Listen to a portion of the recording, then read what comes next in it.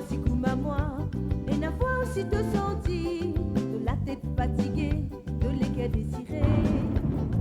Tout n'a pas bon pour eux, de racines ni de couleur, de l'amour, les clandestins, mais c'est au voisin. Tiens-moi si comme à moi, et n'a fois aussi te senti, de la tête fatiguée, de l'équerre désirée. Tout n'a pas bon pour eux, de racines ni de couleur, de l'amour, les clandestins, mais c'est au voisin.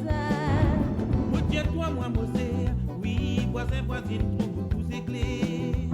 Oh, tiens-toi, moi, Mosé, voisin, voisine, trouve beaucoup ses clés. Oui, ça n'y n'a pas si, même parfois bien triste, quand me trouve les guerres, l'autonomie. À nous prendre nos destins, ensemble donne nous la main, Nous pas pour malheureux, pour l'éternité. nous combattre pour l'amour, Pour sortir pour toujours, nous n'a pas souhaité malheur, pour blesser nous les guerres. à nous prendre nos destins, ensemble donne nous la main, Nous pas pour malheureux, pour l'éternité.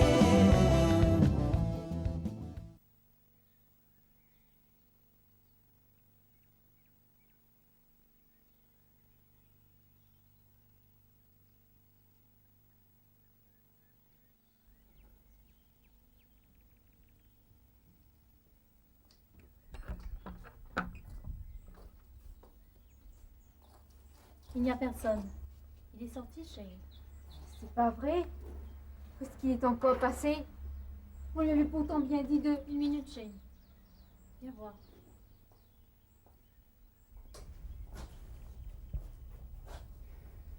Oui, qu'est-ce qu'il y a? Regarde. Et quoi, Christelle? Il n'y a rien ici. Justement. Effectivement, il n'y a plus rien ici. Plus d'Alain, plus de draps, plus d'oreillers, plus de vêtements, plus de nourriture, rien. Qu'est-ce qui a bien pu se passer ici?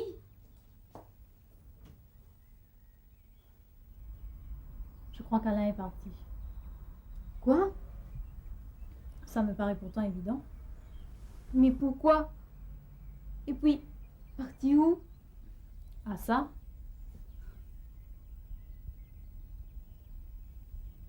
Shane? Oui, Tu tiens vraiment à le savoir, Shane? en fait, pas vraiment, non. Je dois dire que ma priorité pour l'instant, c'est la santé de mon père. Pour le reste, on verra après. C'est pas plus mal au fond. Il nous a rendu service en partant de lui-même. Et on devrait en faire autant. Tu ne crois pas? Sortons d'ici, tu as raison.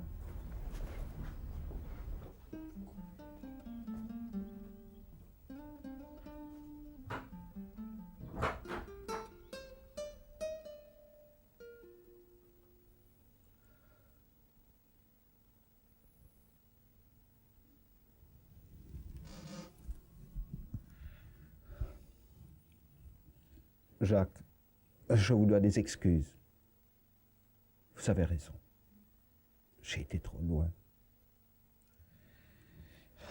Il n'y a pas lieu de s'énerver. Mais depuis l'accident, le visage d'Alain m'obsède. Replongé dans ce gouffre en l'espace de quelques secondes, alors qu'on se croit à l'abri. Je sais, Grish. Je sais. Ne le prenez pas mal. Mais qu'est-ce que Christelle sait exactement? Lui a-t-elle parlé de quelque chose de précis? Mais non, elle ne sait rien. Laissez ma fille en dehors de tout ça. Christelle a été intriguée comme n'importe qui l'aurait été. Il n'y a rien à craindre de ce côté-là. Je garderai un œil sur elle, si ça peut vous rassurer. Mais pour le moment, nous avons d'autres chats à fouetter. Tâchons de garder la tête froide. Vous avez raison. Commençons par admettre qu'il s'agit bien d'Alain Lascaux. D'accord? Aussi absurde que cela puisse paraître, c'est plus que probable. Oui. Pourquoi un si long silence? Pourquoi revenir après 20 ans? Il faut le retrouver au plus vite. Savoir ce qu'il veut. Ce n'est peut-être rien. Selon Christelle, il n'a plus toute sa tête. C'est peut-être aussi un leurre. Alain a toujours été quelqu'un de très organisé. Rappelez-vous, Jacques, cette histoire de documents. À l'époque, personne n'a rien vu venir, même pas le colonel. Nous ne pouvons nous permettre de prendre de risques. Vous faites bien de parler du colonel. Vous croyez qu'on devrait le contacter? On ne pourrait pas essayer de résoudre cette affaire nous-mêmes? Du moins, essayer d'en savoir un peu plus avant de... Krish, c'est très tentant, mais... Vous connaissez le colonel aussi bien que moi, sinon mieux. Il ne faudrait pas qu'il ait l'impression que nous agissions dans son dos. Il est peut-être loin, mais il va bien finir par le savoir. Et je ne pense pas qu'il apprécierait ce genre d'initiative. Bien sûr, oui. Bon. Eh bien, j'y vais. Krish, vous ne pensez pas que c'est risqué à cette heure-ci? Je veillerai à ce que personne ne me voie entrer. Et puis, je crois que c'est un risque minime comparé aux problèmes que nous avons sur le dos. Allons-y, je vous accompagne.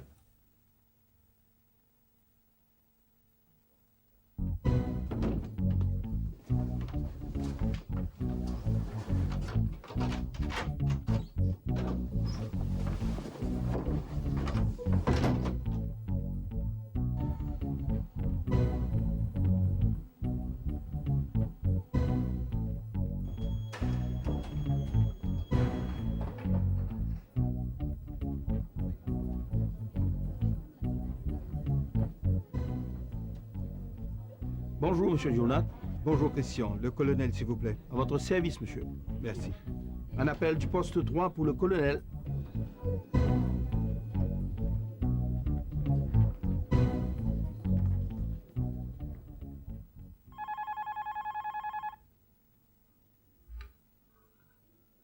Allô? Bonjour, mon colonel. Ah, très bien, j'en ai peur. Lascaux est de retour. Je ne sais pas encore, mais nous attendons vos ordres. Bon, dois-je prendre des dispositions pour votre arrivée? Ah, mais cela ne me dérange absolument pas, vous le savez, mon colonel. Bien, nous ferons comme vous voulez. D'accord. Mes respects, mon colonel.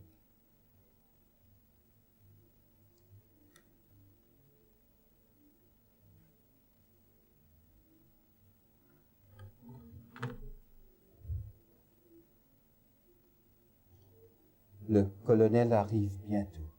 Ah bon? Il se déplace personnellement pour Lascaux?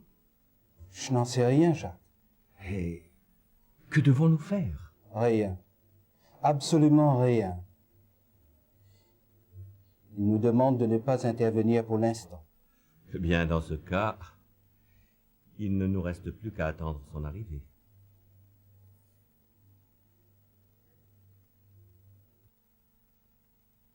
Krish? Y a-t-il autre chose que vous ne me dites pas? Non, non, ce ne sont que des impressions.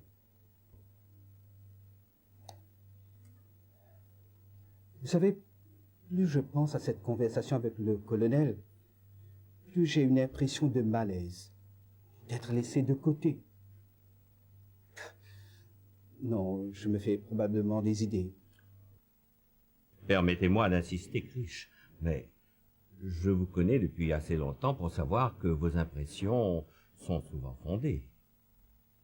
Et en plus, de nous tous, vous êtes celui qui a des liens beaucoup plus, comment dirais-je, personnels avec le colonel. Dites-moi ce qui vous chiffonne, Krish. Premièrement, quand il m'a annoncé sa visite prochaine. J'ai voulu en savoir plus pour faire les arrangements nécessaires. Eh bien, il m'a dit de ne pas m'occuper de ça, que tout était fait. Ah? Et il ne vous a donné aucune explication? Arrêtez de rêver, Jacques. Vous le savez aussi bien que moi qu'il ne l'a jamais fait. Oui, vous avez raison, bien sûr. Vous en pensez quoi? Je ne sais pas. Je ne sais pas ce que je dois penser. Mais il y a une chose. Ce n'est peut-être qu'un détail. J'aimerais bien savoir qui s'est occupé des arrangements pour son arrivée. Et surtout, pourquoi un tel changement? Autant de questions qui resteront probablement sans réponse. Oui, hélas. Ça fera tout de même bizarre de le voir après si longtemps. Voulez-vous que je vous dise? Pour moi, il ne nous a jamais vraiment quittés. La deuxième chose qui me rend mal à l'aise, c'est qu'il ne m'a pas paru surpris lorsque je lui ai annoncé qu'Alain Lascaux était de retour. C'était comme si il le savait déjà et qu'il n'attendait qu'une seule chose. Et qu'est-ce que c'est d'après vous? Il attendait de voir combien de temps nous allions mettre pour réagir et le prévenir. Vous le pensez vraiment, Krish? Je n'ai aucune certitude, mais c'est ce que je ressens, oui. Oui, c'est étrange en effet. Si vous aviez raison, nous avons intérêt à éviter tout faux pas. Mais qu'est-ce que... Jacques, je ne voudrais pas jouer aux oiseaux de mauvais augure, mais vous devriez vraiment faire attention à Christelle. Mais ce n'est rien, voyons. Vous êtes mieux placé que moi pour savoir que, quand votre fille a une idée derrière la tête, elle ne la lâche plus. Et je suis convaincu que nos explications à ce sujet ne l'ont pas satisfaite. Cette porte l'intrigue toujours, Jacques. Ce n'est peut-être rien, comme vous dites, mais c'est un risque que nous ne pouvons pas nous permettre de prendre, surtout pas en ce moment. D'accord. Je vais essayer de savoir si elle a entendu quelque chose. Il n'y a pas que ça. Je pensais surtout à son intérêt pour Alain. Jacques, nous avons été témoins tous les deux de ce dont le colonel était capable quand il flaire le danger, la moindre contrariété. Un homme qui, sans l'ombre d'une hésitation, laisse derrière lui femme et enfants, élimine purement et simplement tout gêneur, et j'en passe. Un tel homme n'hésitera certainement pas à se débarrasser de nous s'il estime que nous sommes une menace pour lui, croyez-moi, et il en a les moyens. N'en dites pas plus, Krish. Je vais m'occuper de Christelle.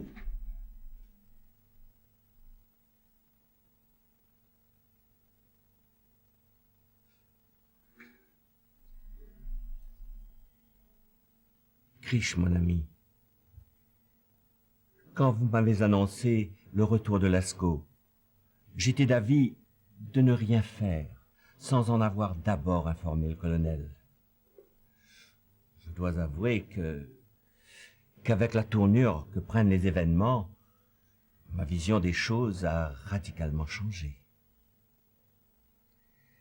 Après tant d'années au service du colonel, faire les choses sans me poser de questions, je ressens aujourd'hui un grand besoin de stabilité et de sécurité, aussi bien pour moi que pour ma famille.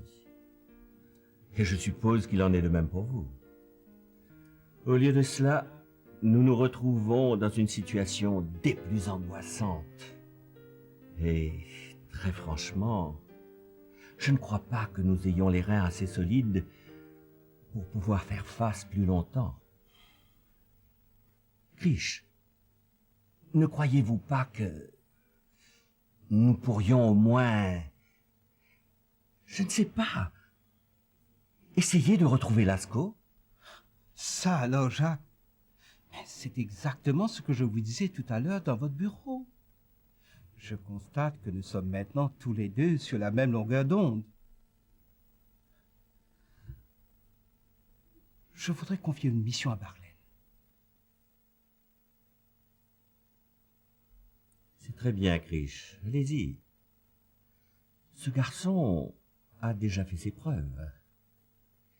Il sera très bien pour ses recherches. Jacques, j'ai autre chose en tête que de simples recherches. Je vous écoute. Je pensais que si nous pouvions résoudre le problème Lascaux rapidement, cela pourrait être un point positif à être présenté au colonel quand il sera là. Oh, oui, certainement. Qu'est-ce que vous voulez faire exactement?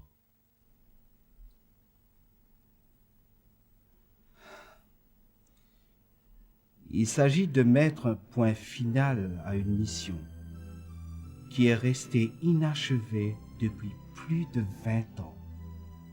Vous comprenez?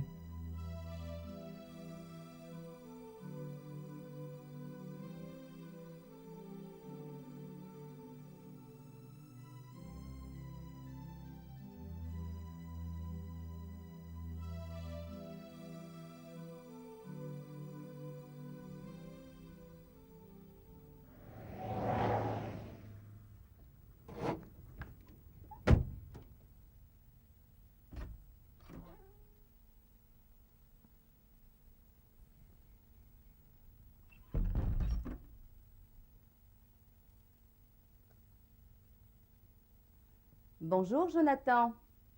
Ah, maman, comment t'as su que c'était moi? Jérôme et Barlène sont beaucoup plus discrets en entrant dans la cour. Ah,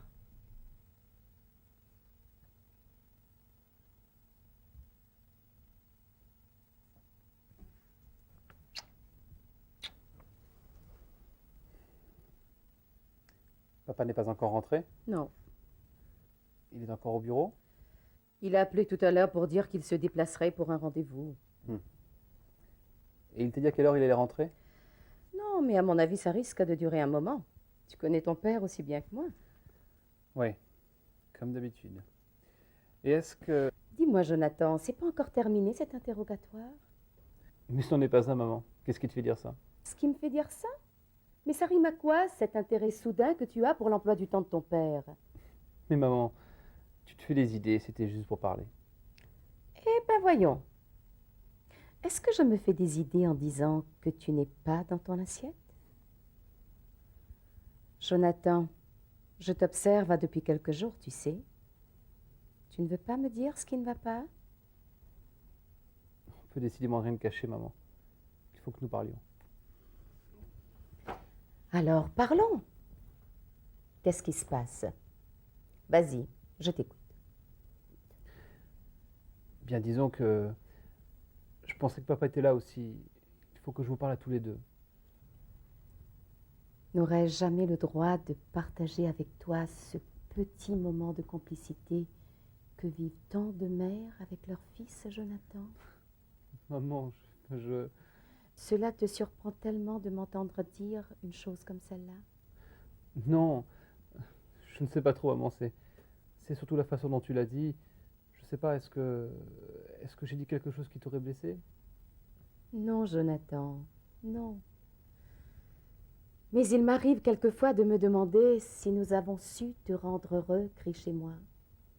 Si après avoir tout appris sur tes véritables parents, il ne te reste pas, malgré tout, au fond de ton cœur, une blessure que tu n'exprimes pas. Non, bien sûr que non. Mais maman, qu'est-ce qui t'arrive? Je ne comprends pas ce qui peut encore te faire douter. Je n'ai jamais été malheureux de vivre avec vous.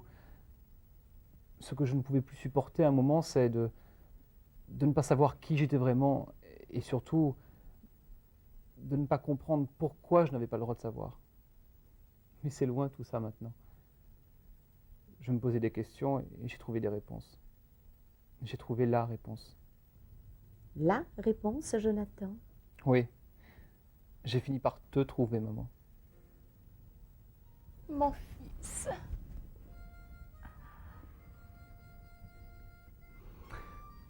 Maman, je ne comprends toujours pas pourquoi, qu'est-ce qui fait que soudain tu parles de ça? Tout simplement parce que mon fils me manque, Jonathan. Tout à l'heure, j'ai ressenti comme un grand vide. Après cette soirée où nous avons formé une vraie famille, j'avais l'espoir, le fait de savoir que je suis ta vraie mère te rapprocherait davantage de moi. Mais ton refus, ton hésitation à me confier ce qui te préoccupe me fait beaucoup de peine. Et finalement, je pense que ce n'était pas si important que cela pour toi de savoir. Après tout, c'est vrai ça. J'ai toujours été là. Alors, qu'est-ce que ça change? Maman, tu sais bien que c'est faux. Mais dans ce cas, parle-moi, mon fils. Dis-moi ce qu'il y a. C'est bon, tu as gagné. Je vais te le dire. Il y a une personne qui est entrée dans ma vie et à laquelle je tiens beaucoup. Et peut-on connaître le nom de cette jeune personne? Priti Soli. Soli? Ce nom-là ne m'est pas inconnu. Non, bien sûr, c'est chez eux que tu es parti rendre visite à Shane. Comment? Tu parles de cette maison minable près de la boutique? Mais ce n'est pas possible, Jonathan. Après ta rupture tout à fait prévisible avec cette Shane, je pensais que tu avais fini par comprendre que ça n'aurait jamais marché avec cette fille parce qu'elle n'est pas de notre milieu. Mais de toute évidence, je me suis lourdement trompée. attends, maman, pourquoi tu t'énerves comme ça? J'ai rencontré les parents de Priti, ce sont des gens très bien. Ce serait bien que papa et toi, vous alliez bientôt les voir. Mais enfin, pourquoi? Nous n'avons rien à voir avec ces gens-là. Priti et moi, nous avons des projets d'avenir ensemble. Il sera beau, ton avenir avec cette fille-là. Mais j'espère bien, maman. Et je vais tout faire pour ça. Et autant vous le dire, Priti et moi, nous allons nous marier. Jonathan, tu ne sais pas ce que tu fais. Si, maman, laisse-moi terminer. Ce n'est pas une décision prise à la légère, sur un coup de tête. Nous en avons parlé très sérieusement. Papa m'a souvent dit que nous devions tirer les leçons du passé en agissant aujourd'hui pour préparer un avenir meilleur. C'est exactement ce que je veux faire. Et je suis prêt à assumer ce que... Assumer, mais tu n'as rien à assumer du tout. Tu ne lui dois rien. C'est bien de se rappeler les belles théories de ton père, Jonathan, mais tu n'y as rien compris. Ce n'est pas qu'une théorie, Geneviève. Il s'agit d'un principe de vie. Qu'est-ce qui se passe ici?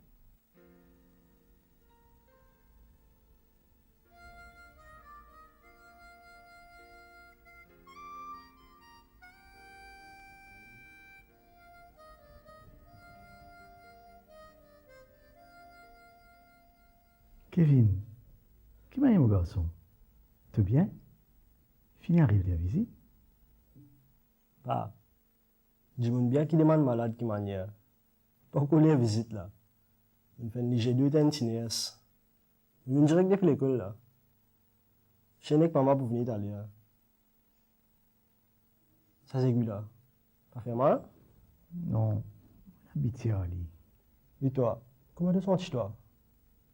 Tu parais une un peu référé. Ben là, tu moi, mon état est stabilisé. Mais laisse-moi dire toi, qui moi me senti moi bien.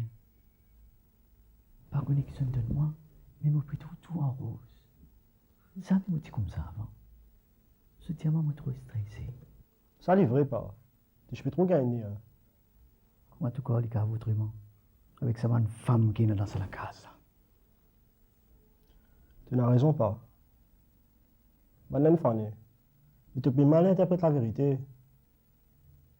Tu vois que ça nous dure plutôt? Quand on finirait faire? Écoute-moi bien, mon garçon. Malgré mon appui l'église, toi, tu connais mon confiance dans toi. Dis-moi, qu'est-ce que la vérité te peut causer là? Ta maman cousine sa boucle là.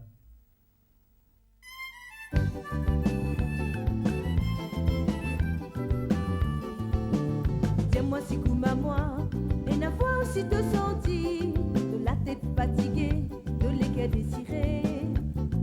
Tout n'a pas bon pour eux, de racines ni de couleurs, de l'amour, les clandestins, mais c'est au voisin. Dis-moi si comme à moi, et la fois aussi te senti, de la tête fatiguée, de l'équerre désirée. Tout n'a pas bon pour eux, de racines ni de couleurs, de l'amour, les clandestins, mais c'est au voisin. Retiens-toi, moi, Mosé, oui, voisin, voisine, trouve beaucoup c'est clé. Retiens-toi. toi, moi, Mosé. Voisin, voisine, trouve beaucoup éclairs. Oui, ça n'est pas si, même parfois bien triste, comme on trouve les guerres, l'autobonnie. Nous combattons pour l'amour, pour sortir pour toujours. Nous n'a pas souhaité malheur, pour blesser les guerres. À nous prendre le destin, ensemble donne-nous la main, nous pas pour malheurer.